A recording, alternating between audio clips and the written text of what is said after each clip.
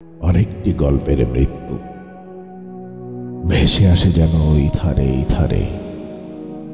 ইন্দ্রিয় শ্রবণ প্রবণতায় সে শুনেছিল মৃত্যু শয্যায়।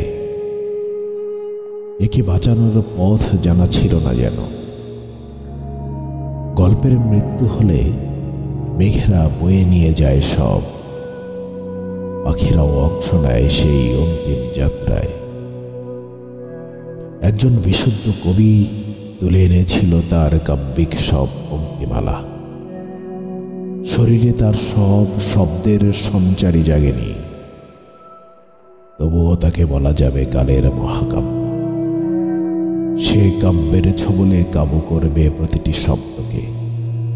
তবুও কবি থাকে অপেক্ষায়, ঠান্ডা নিশ্চুপ সাপের স্বভাবে। তখন বুঝি একটি অশ্রুত শব্দ ভূমিষ্ঠ হবে এই জাগতিক পৃথিবীতে। তখন মগজে অনন্ত টানেলে ভাবনাদের মৌন জানাজা হয়।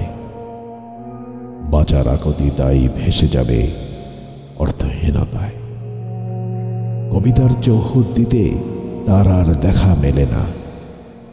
সেদিন কবির পর্বচ্যুতির কালে কবিতার চিরবিদায় হয়।